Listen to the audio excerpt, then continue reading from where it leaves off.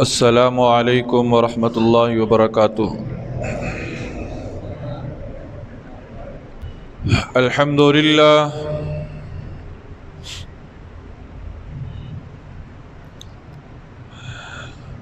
الحمد للہ وکفی وسلام علی عبادہ الذین اصطفی،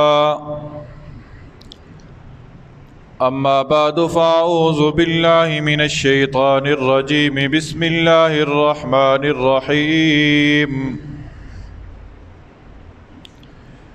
تبارک الذی بیدہ الملک وہو علی کل شیء قدیر، الذی خلق الموت والحیاة لیبلوکم ایکم احسن عملا وَهُوَ الْعَزِيزُ الْغَفُورُ۔ آمنت باللہ صدق اللہ ومولانا العظیم وصدق رسولہ النبی الکریم، ونحن على ذلك لمن الشاہدین والشاکرین والحمد للہ رب العالمین۔ تمام احباب انتہائی ذوق، شوق، عقیدت، محبت، احترام اور ثواب کی نیت سے ایک مرتبہ درود شریف پڑھ لیجیے۔ اللہم صلی علی محمد وعلی آل محمد کما صلیت علی ابراہیم وعلی آل ابراہیم انک حمید مجید۔ اللہم بارک علی محمد وعلی آل محمد کما بارکت علی ابراہیم وعلی آل ابراہیم انک حمید مجید۔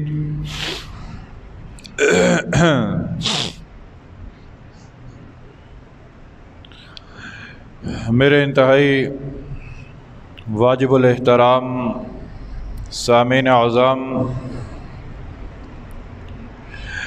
گزشتہ جمعہ میں آپ حضرات کی خدمت اقدس میں ایک مسلمان کے دوسرے مسلمان پر جو حقوق ہیں ان کے متعلق کچھ گزارشات عرض کی تھیں۔ آج کی نشست میں بھی آپ حضرات کے سامنے انہی حقوق ہی کے بارے میں چند اہم گزارشات عرض کرنا میں ضروری سمجھتا ہوں۔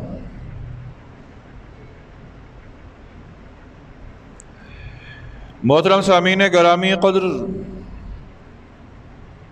اللہ رب العزت نے ایک مسلمان کے دوسرے مسلمان پر بہت سارے حقوق رکھے ہیں۔ ان حقوق میں سے پہلا حق سلام کرنا اور سلام کا جواب دینا، مریض کی عیادت کرنا۔ پھر فرمایا آقا دو جہاں نبی کریم صلی اللہ علیہ وسلم نے کہ جنازے کی اتباع کرنا، اور جنازے کے متعلق گزشتہ جمعۃ المبارک میں کچھ باتیں عرض کی تھیں۔ آج کی نشست میں جن باتوں کا ذکر کرنے کے لیے میں رب تعالیٰ سے یہ دعا مانگتا ہوں کہ اللہ مجھے حق اور سچ بات کہنے کی توفیق نصیب فرمانا، اور پھر اس پر ہمیں عمل کرنے کی بھی توفیق نصیب فرمانا۔ ہمارے اس معاشرے کا ایک سب سے بڑا قصور سمجھ لیں، یا ہمارے معاشرے کے اندر دین کا علم نہ ہونے کی وجہ سے جو بہت بڑا ایک فقدان پایا جا رہا ہے، وہ یہ کہ آج اس معاشرے کا رہنے والا فرد جو ہے وہ مسائل جاننے کی تو کوشش کرتا ہے، مسائل پر عمل کرنے کی کوشش نہیں کرتا۔ مسائل جانتا تو ہے پر مسائل کو عملی زندگی پر لاگو نہیں کرتا۔ آج کس کو نہیں پتا کہ سود کا کام حرام ہے؟ آج کس کو نہیں پتا کہ رشوت لینا اور دینا حرام ہے؟ آج کس کو نہیں پتا کہ زنا کرنا حرام ہے؟ لیکن اس کے باوجود یہ گناہ ہو رہے ہیں اور کثرت سے ہو رہے ہیں۔ ان گناہوں کی وجہ سے ہمارا ماحول متاثر ہو رہا ہے، ان گناہوں کی وجہ سے رب کی رحمت ہم سے روٹھی ہوئی ہے، ان گناہوں کی وجہ سے رب کی برکات نازل نہیں ہو رہی۔ اور یہ ایسا کیوں کر ہوتا ہے کہ مسائل جاننے کے باوجود مسائل پر عمل نہیں ہوتا؟ یہ اس وجہ سے ہوتا ہے کہ ہم اپنی قبر کو بھلا بیٹھے، ہمیں قبر یاد نہ رہی، ہمیں فکر آخرت نہ رہی۔ جسے آخرت کی فکر ہوتی ہے وہ ان مسائل کو جاننے کے بعد ان مسائل کو عملی زندگی پہ لاگو کرتا ہے، وہ صرف جاننے کی حد تک محدود نہیں رکھتا، بلکہ جو مسئلہ اس نے سیکھا اس کی کوشش یہ ہوتی ہے کہ اس کا انطباق اب میری زندگی پہ ہو جائے۔ تو جنازے کے متعلق بھی بہت سارے مسائل ہمیں معلوم ہیں، لیکن ہم رسم و رواج کی بھینٹ چڑھ جاتے ہیں، ہم معاشرے کے اصولوں کو سامنے رکھتے ہوئے ان مسائل کو یکسر نظر انداز کر دیتے ہیں۔ حالانکہ یاد رکھیے کہ ان مسائل کو نظر انداز کرنے والا بھی گناہگار ہے۔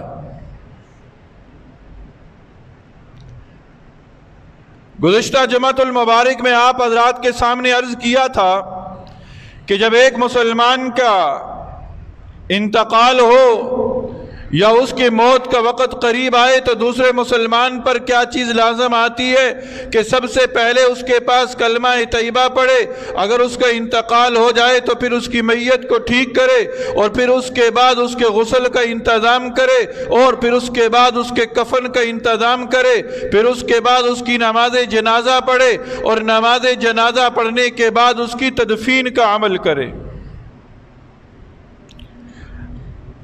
اب ان چیزوں کے اندر بھی بہت سارے امور میں ہم مسائل معلوم ہونے کے باوجود غلطیاں کرتے ہیں، مسائل معلوم ہونے کے باوجود غلطی کرتے ہیں۔ مسئلہ کیا معلوم ہے کہ ہمارے ذہن کے اندر یہ بات موجود ہے، ہم نے سن رکھا ہے کہ مرد کے کفن کے صرف 3 کپڑے ہیں، اس کے علاوہ کوئی کپڑا نہیں ہے۔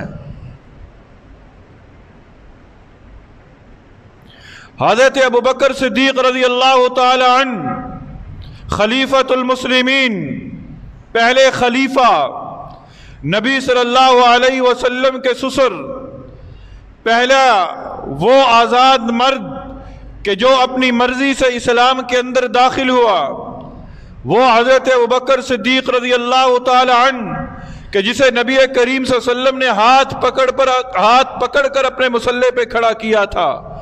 جب حضرت ابوبکر صدیق کا وقت آخر آیا نا تو آپ نے اپنی صاحبزادی کو کہا کہ میری یہ چادریں ہیں پرانی، انہیں ہی میرا کفن بنا دینا، انہیں ہی میرا کفن بنا دینا۔ بیٹی کہتی ابا جان اب حالات بدل چکے ہیں، ہماری اتنی حیثیت ہے کہ ہم آپ کو نیک کپڑے میں کفن دیں، نیک کپڑے میں کفن دیں۔ حضرت ابوبکر صدیق کا جواب سنیے۔ حضرت ابوبکر صدیق رضی اللہ تعالی عنہ نے فرمایا، اے بیٹا، نیک کپڑوں کی زیادہ ضرورت زندوں کو ہے، نیک کپڑے کی زیادہ ضرورت کس کو ہے؟ زندوں کو ہے۔ مجھے انہی کپڑوں میں کفن دے دینا۔ کیوں؟ کہ یہ کپڑے مجھے فائدہ نہیں پہنچا سکتے، اگر کوئی چیز مجھے فائدہ پہنچائے گی تو وہ چیز جو میرے دل کے اندر موجود ہے۔ اور ہمارے ہاں معاشرے کے اندر یہ دیکھا جاتا ہے کہ مرد کے 3 کپڑے ہمیں پتہ ہے، پھر اس کے باوجود کسی کو ٹوپی بھی پہنائی جاتی ہے، کسی کو پگڑی بھی پہنائی جاتی ہے۔ یہ کہاں شریعت محمدی کے اندر لکھا ہوا ہے؟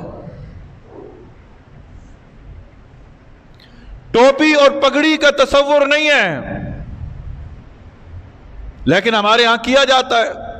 کیوں کیا جاتا ہے؟ جی میرے والد صاحب کا انتقال ہوا تھا، میرے وہ دادا کا انتقال ہوا تھا، میرے وہ فلاں بزرگ کا انتقال ہوا تھا، ہم نے تو انہیں اسی طرح کفن دیا تھا، ہم نے تو انہیں اسی طرح کفن دیا تھا۔ یہ دین آباء و اجداد کے طریقوں کا محتاج نہیں ہے، یہ دین نبی صلی اللہ علیہ وسلم کی تعلیمات کا محتاج ہے۔ تو مرد کے شریعت محمدی نے 3 کپڑے بتائے ہیں، اس کے علاوہ چوتھا کپڑا کوئی نہیں۔ پھر اس کے بعد غسل دیتے وقت ایک غلطی کی جاتی ہے، وہ غلطی یہ کی جاتی ہے کہ اکثر مقامات پر دیکھا گیا کہ بناؤ سنگار کیا جاتا ہے، کنگھی کی جاتی ہے، بالوں کو سنوارا جاتا ہے اور زیب و زینت اختیار کی جاتی ہے کہ نانا شریعت محمدی کا یہ پیغام نہیں ہے۔ وہ جس حال میں اس کا انتقال ہوا بس دوسرے مسلمان پر لازم ہے کہ صرف اسے غسل دے۔ اگر اس کے بال بڑے ہوئے ہیں، اس کے ناخن بڑے ہوئے ہیں، اب دوسرے مسلمان پر یہ لازم نہیں ہے کہ ان بالوں کو کاٹے یا ان ناخنوں کو تراشے۔ ہاں زیورات ہیں یا کوئی اور چیز اس کے جسم پر ہے تو اسے جو آسانی سے اتر سکتی ہے اسے اتار لو، اسے اتار لو، لیکن ہمارے ہاں الٹ ہوتا ہے۔ پھر اس کے بعد غسل دینے کے بعد کفن آیا، کفن دینے کے بعد نماز جنازہ کے لیے جنازگاہ کی طرف لے جایا گیا۔ اب نماز جنازہ پڑھنے کے لیے ہم کھڑے ہیں، یہاں بھی ہمیں مسائل کا علم ہونا چاہیے۔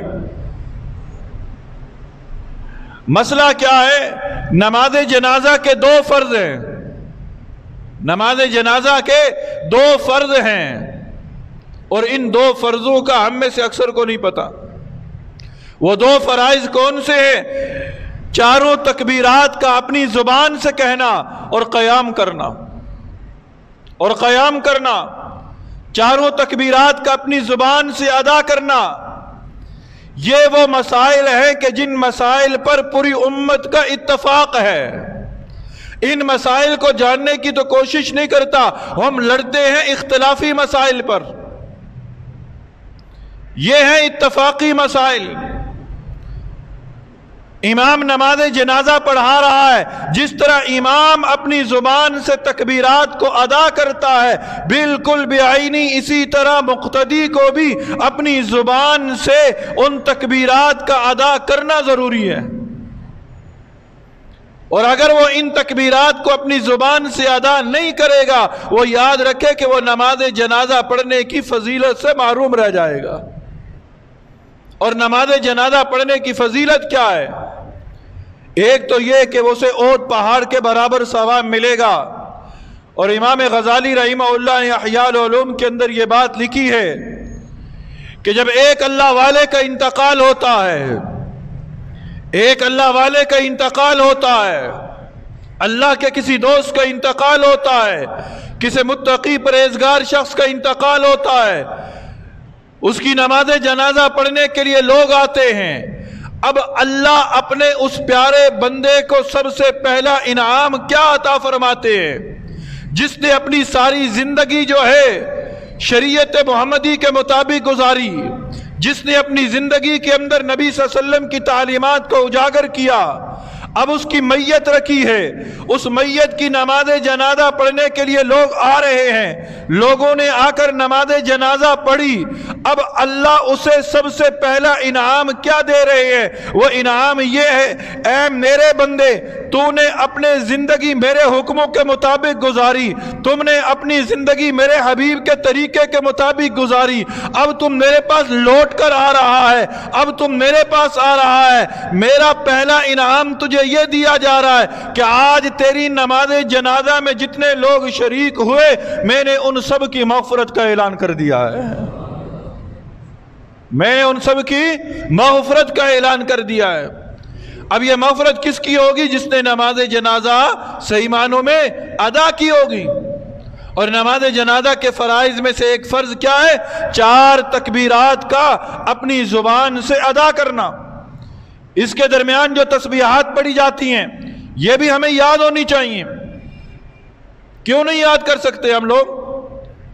دنیا کی اور چیزیں ہمیں یاد ہو سکتی ہیں، کیا ثنا یاد نہیں ہو سکتی؟ کیا درود شریف یاد نہیں ہو سکتا؟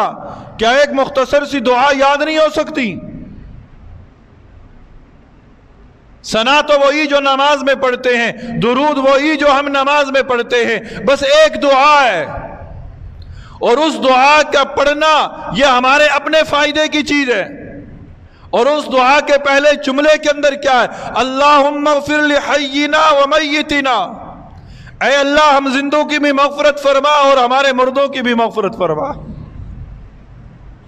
یہ اپنے لیے دعا مانگنا ہے در حقیقت، اور اس دعا کو بھی ہم لوگ یاد نہیں کرتے۔ پھر نماز جنازہ پڑھی، نماز جنازہ کے بعد اب اس میت کو ہم تدفین کے لیے لے گئے قبرستان کی طرف، اور قبرستان کے آداب کیا ہیں کہ جب تک اس چارپائی کو نیچے نہ رکھا جائے، ساتھ لے جانے والے جو ہیں وہ نیچے نہ بیٹھیں، نیچے نہ بیٹھیں۔ اب لے جاتے وقت ہمارا طریقہ کار کیا ہے؟ لے جاتے وقت ہمارا طریقہ کار کیا ہے؟ ہم میت کو لے کے قبرستان کی طرف جا رہے ہیں، ایک شخص آتا ہے، وہ ایک طرف اپنے کندھے پر اس چارپائی کو رکھتا ہے اور با آواز بلند کلمہ شہادت کہتا ہے، کلمہ شہادت، اور باقی سارے نعرہ لگانے والا بھی کہتا ہے، اور باقی سارے اونچی آواز سے ایک مرتبہ پڑھ کر پھر اپنی مستیوں میں مست ہو جاتے ہیں۔ اب نہیں پتا کہ اس پڑھنے والے کا وضو بھی تھا، اب نہیں پتا کہ اس پڑھنے والے کا عقیدہ کیا ہے۔ بھائی میت قبرستان کی طرف لے کے جا رہے ہو، اپنی فکر آخرت کرو، اپنی آخرت کو سامنے رکھو، اور آہستہ آواز سے ذکر و اذکار کرتے ہوئے اس میت کو اپنے آگے رکھتے ہوئے قبرستان کی طرف لے جاؤ، اپنی آخرت کو سامنے رکھو کہ آج یہ جا رہا ہے، اسی قبرستان کے اندر یہ بھی پہلے آیا کرتا تھا، اپنے قدموں کے بل آیا کرتا تھا، خود چل کر آیا کرتا تھا، آج ہم اسے اٹھا کر لے جا رہے ہیں، ایک وقت یہ مجھ پر بھی آنے والا ہے، ایک وقت یہ مجھ پر بھی آنے والا ہے، میں نے بھی اسی طرح سفر کرنا ہے۔ پھر اس کے بعد میت کو قبر کے اندر اتارا جائے۔ گزشتہ جمعہ میں اس کا طریقہ میں عرض کر چکا کہ قبلہ کی طرف سے اتارا جائے، اور پھر میت کو بالکل سیدھا قبر کے اندر نہ لٹایا جائے۔ ہاں، اس موقع پر ضرورت آتی ہے علماء کی، خدا را اپنی زندگی کے اندر ایسے دوست بنا لو، اپنی زندگی کے اندر ایسے لوگوں سے تعلق بناؤ جو ہمارے آخرت کے سفر میں معاون و مددگار بن سکے، ایسے لوگوں سے تعلق بناؤ، ایسے لوگوں سے تعلق مضبوط کرو، ایسے لوگوں کو اپنے دوستی کے فہرست کے اندر شامل کرو۔ جو آپ میرے ایسے دوست ہونے چاہیے کہ جب میں مروں میرا جنازہ سنت کے مطابق ٹھیک کریں، مجھے غسل کے دیں سنت کے مطابق، مجھے کفن پہنائیں سنت کے مطابق، مجھے قبر کے اندر اتارے سنت کے مطابق، اور مٹی ڈالنے کے بعد میرے ساتھ انہوں نے کیا معاملہ کرنا ہے، میں ایسے دوست بناؤں، میں ایسے دوست نہ بناؤں جب میری آنکھیں بند ہو تو وہ اپنے رخ کو پھیر لیں، ایسے دوست نہ بناؤں جو میری آنکھیں بند ہو تو میری وراثت پر جھگڑنا شروع کر دیں، ایسے دوست نہ بناؤں جو میری آنکھیں بند ہو تو میرے دولت کے بٹوارے میں جھگڑا شروع کر دیں، ایسے میں دوست بناؤں، ایسے لوگوں سے میں تعلق قائم کروں جو میرے آخرت کے سفر میں معاون و مددگار بنے۔ علماء کھڑے ہوں، علماء ہوں، علماء بتائیں، وصیت کرے کہ میری میت کو جب قبر کے اندر اتارا جائے تو میری میت کو اتارتے وقت میری قبر کے دہانے پہ علماء کھڑے ہوں، علماء کھڑے ہوں۔ اگر کسی عورت کا جنازہ ہے تو پھر ہاں محرم کھڑا ہو، اور اگر کسی مرد کا جنازہ ہے تو پھر علماء کو بلایا جائے، علماء کو بلایا جائے۔ لیکن یہاں پر سگریٹ ہاتھ میں ہے، موبائل کانوں پہ ہے، اور قبر کے دہانے کھڑے ہو کے وہ مشورہ دے رہے ہیں، نہیں ایسا کرو، ایسا کرو، ایسا کرو، ویسا کرو۔ یہ ہمارے معاشرے کے اندر ہم اپنی آنکھوں سے دیکھتے ہیں۔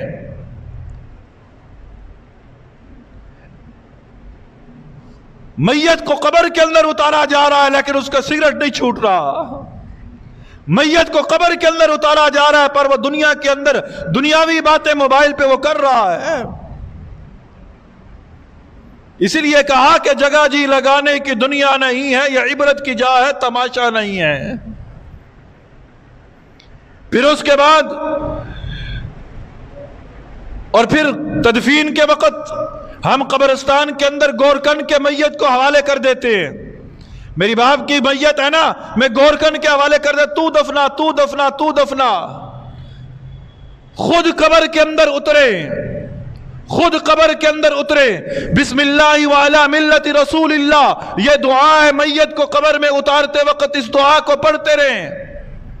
ساتھ کھڑے رہنے والے لوگ درود پاک پڑھیں، سورہ مزمل پڑھیں، سورہ ملک پڑھیں. کچھ بھی نہیں آتا، سبحان اللہ، الحمدللہ، جو بھی ذکر آتا ہے وہ کرتے رہے.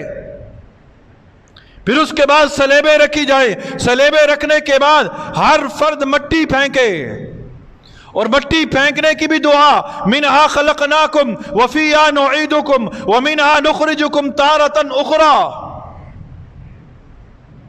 پھر مٹی جب پھینکی جا چکے، اب کیا کرنا ہے؟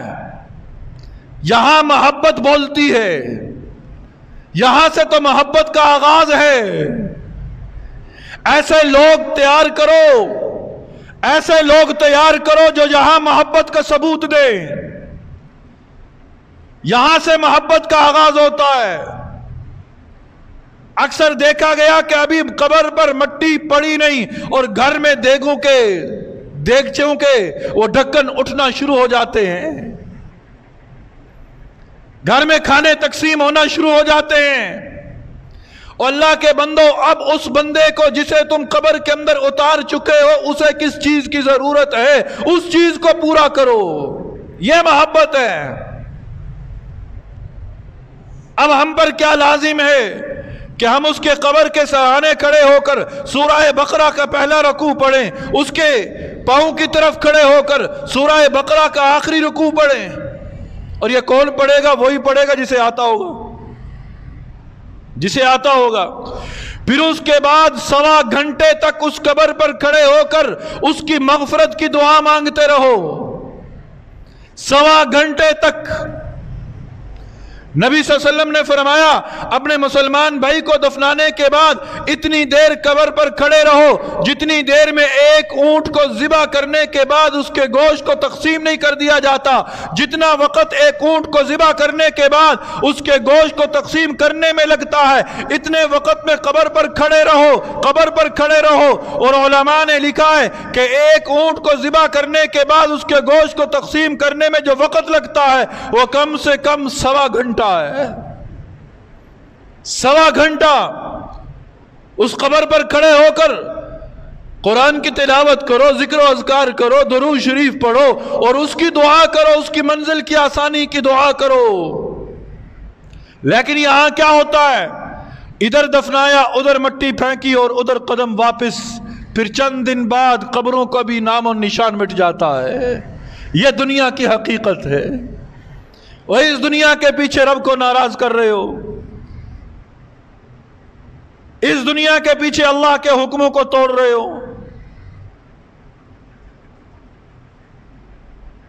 سگی اولادیں قبر پر نہیں کھڑی ہوتی. میں باقیوں کا کیا رونا رو، سگی اولادیں جو ہیں وہ بھی کیوں نہیں کھڑی ہوتی؟ بھئی گھر میں مہمان آئے ہوئے ہیں، ان کو کھانا کھلانا ہے، نہ کھانا کھلایا برادری میں نہ کٹ جائے گی. مسئلہ معلوم ہے، میں نے شروع میں عرض کیا نا، مسئلہ معلوم ہوتا ہے، پر دنیا کے رسم و رواج کی خاطر ہم مسئلوں کو بھلا دیتے. وصیت کریں، بتائیں اپنی زندگی کے اندر. موت کا ذکر سن کر پریشان نہ ہو.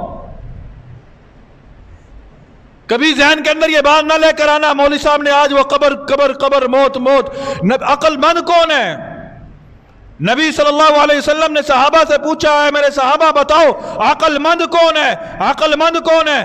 آج دنیا والوں سے سوال کیا جائے عقل مند کون ہے، کہے گا جو دنیا کی زیادہ ڈگریاں لے گیا، جو زیادہ دولت اکٹھی کر گیا، جو زیادہ پراپرٹی بنا گیا، جو زیادہ مکانات بنا گیا، وہ عقل مند ہے. نہیں نہیں، عقل مند کون ہے؟ نبی صلی اللہ علیہ وسلم نے فرمایا عقل مند ہے وہ جس نے اپنی دنیا کی زندگی کے اندر اپنے نفس کو قابو میں کر لیا، اور عقل مند ہے وہ جو اپنے مرنے کی تیاری مرنے سے پہلے کر گیا. مرنے کے بعد کی تیاری جو ہے اس نے موت سے پہلے کر لی، وہ عقل مند ہے، وہ عقل مند ہے. عقل مند بنے اور دنیا کے اندر زندگی میں وصیت کرے اپنی اولاد کو کہ میرے مرنے کے بعد اتنی دیر تک قبر پہ کھڑے رہنا، وگرنہ میں اپنے حق معاف نہیں کروں گا، اپنے حق معاف نہیں کروں گا۔ یہ بڑی سخت منزل ہے، یہ منزل اچھی ہو گئی ساری منازل اچھی ہو جائیں گی، اس منزل کی فکر ہے۔ حضرت ابو ذر غفاری رضی اللہ تعالی عنہ حضرت فاطمہ الزہرا کے جنازے کے آگے آگے چل رہے ہیں، آگے آگے لکڑی ٹیکتے ہوئے قبر کے قریب پہنچے، مٹی پر لکڑی کو مارا، قبر کو خطاب کیا، اے قبر تو جانتی ہے ہم تیرے پاس کس کو لے کر آئے ہیں؟ یہ حسنین کی والدہ ہے، یہ شیر خدا کی زوجہ ہے، یہ خدیجۃ الکبریٰ کی بیٹی ہے، یہ محمد الرسول اللہ کی بیٹی ہے۔ قبر نے جواب کیا دیا کہ میں حسب نسب بیان کرنے کی جگہ نہیں ہوں، میں حسب نسب بیان کرنے کی جگہ نہیں ہوں، یہ قبر روزانہ مجھے پکار رہی ہے، اے بندے ایک نہ ایک دن تو نے میرے اندر آنا ہے، میں تاریک گڑا ہوں، میں اندھیرا گڑا ہوں، میرے اندر سانپ بھی ہیں، میرے اندر بچھو بھی ہیں، لیکن یاد رکھ اگر تو تیاری کر کے آئے گا تو رب کی رحمتیں تیرے منتظر ہوں گی، میں قبر تیرے لیے فراخ بن جاؤں گی، اور اگر تو تیاری کر کے نہیں آئے گا تو پھر ان صعوبتوں کا شکار ہونا پڑے گا۔ اصل گھر ہمارا وہ ہے، اس گھر کی تیاری کرنی ہے۔ ہم نئے گھر میں شفٹ ہونا، دنیا کے اندر ہم مکان بنائیں، اس گھر کے اندر شفٹ ہوں، ہم کہتے ہیں پوری تزئین و آرائش کر لیں، پھر گھر میں شفٹ ہوں گے۔ آج ٹائلیں لگ رہی ہیں، آج پردے لگ رہے ہیں، آج فرنیچر آ رہا ہے۔ اور اللہ کے بندو یہ تو فانی ہے، یہ تو فانی ہے، وہ اصل گھر ہے۔ اس گھر کی ٹائلوں کا انتظام کر، اس گھر کے پردوں کا انتظام کر، اس گھر کے فرنیچر کا انتظام کر، اس گھر کے زیب و زینت کا اہتمام کر۔ اور اس کی یہ زیب و زینت کیسی ہوگی کہ ہم دنیا کے اندر ایسے اعمال کریں، سورہ فاتحہ پڑھیں، صدقہ خیرات کریں، سورہ ملک پڑھیں، قرآن کی تلاوت کریں۔ نبی صلی اللہ علیہ وسلم نے فرمایا انسان کا انتقال ہو جاتا ہے، سارے اعمال منقطع ہو جاتے ہیں سوائے 3 عملوں کے، ایک علم نافع ہے، ایک علم نافع ہے۔ علم نافع کون سا ہے؟ یہ ساری باتیں میں نے آپ کو بتائی ہیں، میں نے ان باتوں سے فائدہ اٹھایا ہے، میرا ان باتوں سے فائدہ اٹھانے کا ثواب میرے اساتذہ جو دنیا کے اندر نہیں رہے انہیں مل رہا ہوگا، میرے اساتذہ کے اساتذہ کو مل رہا ہوگا جنہوں نے مجھے پڑھایا۔ آج میں منبر پر بیٹھ کر ان کا پڑھایا ہوا علم آپ کو بتا رہا ہوں، اگر آپ اس علم سے فائدہ اٹھائیں گے میں مر جاؤں گا، مجھے اس علم کا فائدہ ہوگا، مجھے نفع ملتا رہے گا۔ دوسری چیز صدقہ جاریہ، آپ نے مسجد بنا دی، مسجد میں تعاون کر دیا، اسے عام نہ سمجھا کرو، آپ 1 روپیہ دیتے ہو، 10 روپے دیتے ہو، 20 روپے دیتے ہو، اسے معمولی نہ سمجھو، یہ قبر میں اس کی حقیقت کھلے گی، قبر کے اندر اس کی حقیقت کھلے گی۔ وہ کام جو دنیا کے اندر تم کر گئے اور لوگ اس سے فائدہ اٹھاتے رہے، یاد رکھو تمہاری قبر کی تاریکی روشنی میں بدل جائے گی۔ اور تیسری چیز ہے نیک اولاد۔ نیک اولاد، اپنی اولاد کی تربیت کرو۔ نیک اولاد جب جب نیکی کرے گی، جب جب وہ نیک کام کرے گی، والدین کو اس کا ثواب ملتا چلا جائے گا۔ تو اپنی اولاد کو تیار کرو کہ میرے مرنے کے بعد اتنی دیر قبر پر کھڑے ہو کر اللہ سے مانگنا ہے اور میری مغفرت کی دعا کرنی ہے۔ یاد رکھو یہ قبر وہ گڑھا ہے، قبر وہ منزل ہے۔ حضرت عثمان غنی رضی اللہ تعالی عنہ، وہ جلیل القدر صحابی ہے نا، ذو النورین، 2 نوروں والے، نبی صلی اللہ علیہ وسلم نے فرمایا ہر نبی کا جنت کے اندر ایک رفیق ہوگا، اے عثمان جنت کے اندر تو میرا رفیق ہوگا۔ کئی مرتبہ فرمایا اے اللہ میں اس عثمان سے راضی، تو بھی اس عثمان سے راضی ہو جا۔ کون عثمان؟ جس عثمان کے بارے میں نبی صلی اللہ علیہ وسلم نے فرمایا کہ میں محمد اس عثمان سے کیوں نہ حیا کروں جس سے آسمان کے فرشتے بھی حیا کرتے ہیں۔ وہ عثمان اسی قبر کو دیکھ کر رو پڑتے تھے، قبر کو دیکھ کر رو پڑتے تھے۔ ساتھی پوچھے عثمان کیا وجہ ہے؟ جہنم کے مناظر سنتے ہو، سخت آیات سنتے ہو، نہیں روتے، قبر کو دیکھ کر کیوں روتے ہو؟ حضرت عثمان کہتے ہیں آنے والی منازل میں پہلی منزل قبر کی ہے، اگر یہ پار ہو گئی تو ساری منزلیں پار ہو جائیں گی، اس میں کامیاب ہو گئے تو سب منزلوں میں کامیاب ہو جائیں گے۔ تو اس وقت میرے اس عزیز کی کامیابی کا انحصار میری دعاؤں پر ہے، میں اس کی کامیابی کی دعا کروں، میں اس کے آگے اس قبر کے اندر جو منکر نکیر آ رہے ہیں، سوال و جوابات ہو رہے ہیں، میں اس کی آسانی کی اس قبر پہ کھڑے ہو کر دعا کروں، یہ ایصال ثواب کا بہترین طریقہ ہے۔ ہم کیا کرتے ہیں؟ مٹی پھینکی، قبرستان کے اندر لوگ پھر رہے ہیں، قبرستان کے اندر لوگ پھر رہے ہیں، کسی نے سورہ یاسین ہاتھ میں پکڑی ہوئی ہے، کسی نے سورہ مزمل ہاتھ میں پکڑی ہوئی ہے، کوئی دفنانے جاتا ہے، وہ آ جاتے ہیں قبر پہ پڑھنا شروع کر دیتے ہیں، نہ تلفظ ٹھیک ہے، نہ لفظ کی ادائیگی ٹھیک ہے، پتہ نہیں وضو سے بھی ہے یا نہیں ہے، ان کا منشا ایک ہے کہ یہاں پڑھوں گا کچھ پیسے مل جائیں گے، یہاں پڑھوں گا کچھ پیسے مل جائیں گے۔ خود کیوں نہیں پڑھتے؟ خود کیوں نہیں پڑھتے؟ سارے کام ہم دوسروں سے کروا رہے ہیں، خود کھڑے ہو کے پڑھیں، سورہ مزمل پڑھیں، نہیں آتی سپارہ کھول لیں، سورہ ملک پڑھیں۔ اور پھر ہم کیا کرتے ہیں؟ مٹی ڈالی، ان سے پڑھوایا، چلے گئے اور پھولوں کی ایک چادر ڈال دی، کہا حق ادا ہو گیا، پھولوں کی چادر ڈالنے سے حق ادا ہو جائے گا۔ اور اللہ کے بندو، اب اس شخص کو جو قبر کے اندر چلا گیا، اسے اب باہر کے پھولوں کی ضرورت نہ رہی۔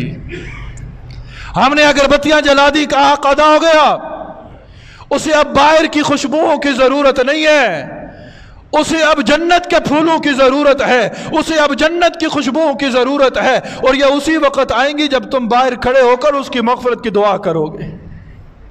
وہ پھولوں کی 1000 روپے کی چادر تو تم نے قبر پر چڑھائی ہے، یاد رکھ لینا اس 1000 روپے کی چادر کا اس مردے کو کوئی فائدہ نہیں ہوگا۔ ہاں، اگر وہی 1000 روپیہ تم کسی غریب کو دے دیتے، کسی غریب کو کھانا کھلا دیتے، تو ہو سکتا ہے اس کھانا کھلانے کا ثواب اس مردے کو پہنچ جاتا۔ یہ وہ مسائل ہیں جو ہمیں معلوم ہیں۔ پھر اس کے بعد ہم گھر لوٹتے ہیں، وہاں اعلان ہوتا ہے جی وہ کھانا کھا کے جانا، کھانا کھا کے جانا، کھانا کھا کے جانا۔ یاد رکھ لیں، یہ میں فتویٰ نہیں دیتا، لیکن ایک علم کی بات کرتے ہوئے جا رہا ہوں۔ میت والے گھر کے اندر سوائے اس گھر کے جو متاثرہ ہے، اس کے علاوہ دوسروں کا کھانا اس گھر کے اندر جائز نہیں ہے، جائز نہیں ہے۔ اور ہم بوٹیوں پہ لڑتے ہیں، ہم کولڈ ڈرنک پہ لڑتے ہیں، ہم کئی دن وہاں ڈیرے لگا لیتے ہیں۔ اس گھر، جس گھر کے اندر ماتم ہوا، جس گھر کے اندر کسی کا انتقال ہوا، اس کے اڑوس پڑوس والوں پہ لازم ہے کہ 3 دن تک ان کے کھانے کا انتظام کرے، 3 دن تک اس کے کھانے کا انتظام کرے۔ 3 دن سوگ ہے، 3 دن تعزیت ہے، پھر تعزیت بھی اچھے الفاظ کے اندر کی جائے۔ انتہائی اختصار کے ساتھ بس آخری جملہ عرض کر کے اس موضوع کو میں یہیں پر مکمل کر رہا ہوں۔ آگے ربیع الاول کا مہینہ شروع ہو رہا ہے۔ تعزیتی کلمات کیا ہوتے ہیں؟ ہم جاتے ہیں نا، ہمارے معاشرے کے اندر، لاہور کے اندر ہے یا لاہور سے باہر ہے، وہاں جاتے ہیں، جا کر 4-5 افراد بیٹھے ہیں، کسی نے سگریٹ پکڑی ہوئی ہے، کوئی حقہ پی رہا ہے، کوئی کیا کر رہا ہے، باہر سے ایک بندہ آتا ہے، آگے کہتا ہے جی کلام بخشو، کلام بخشو، ہاتھ اٹھائے، بس پڑھا کہ نہیں پڑھا، بس آمین، بس کلام بخشا گیا۔ نہ کلام کی توہین کرو، نہ تعزیت کے آداب کی توہین کرو، نہ شریعت اسلامی کی توہین کرو۔ خدا را یہ اپنی چاہت کے مسائل پھینک دو، ان مسائل کو اپناؤ جو محمد رسول اللہ بتا کر گئے ہیں۔ تعزیت کے الفاظ کیا ہیں؟ انا للہ و انا الیہ راجعون، یہ تعزیت کے الفاظ ہیں۔ دعا کرو، سورہ فاتحہ پڑھو، سورہ اخلاص پڑھو، اور پھر اس کا ثواب تمام مرحومین کو اور بالخصوص اس مرحوم تک پہنچاؤ۔ دعا کرو، دعا کرو۔ یہ کیا، ہم تعزیت اس بندے کی فہرست میں اپنا نام لکھوانے کے لیے نہ جائیں، بلکہ فرشتوں کی فہرست میں اپنا نام لکھوانے کے لیے جائیں، فرشتوں کی فہرست میں۔ اور یہ طریقے جو ہے نا، یہ معاشرے کے اندر صرف رسم و رواج بن چکا ہے۔ دریا سڑکوں پہ بچھا دو، ٹینٹ لگا دو، کرسیاں لگا دو، وہ آئیں گے، وہ آئیں گے، فلاں آئیں گے، ہم بھی گئے تھے، وہ بھی آئیں گے، بس تعزیت ہو جائے گی۔ نہ، یہ شریعت اسلامی کا مذاق ہے۔ 3 دن تعزیت ہے، 3 دن سوگ ہے، بیوہ عورت 4 ماہ 10 دن اس کی عدت ہے۔ یہ تمام مسائل ہمیں علم ہونے چاہیے، تاکہ ہماری دنیا کی زندگی بھی اچھی ہو جائے اور ہمارے مرنے کے بعد آنے والی زندگی بھی اچھی ہو جائے۔ اللہ تعالی عمل کی توفیق نصیب فرمائے، آمین ثم آمین۔ جی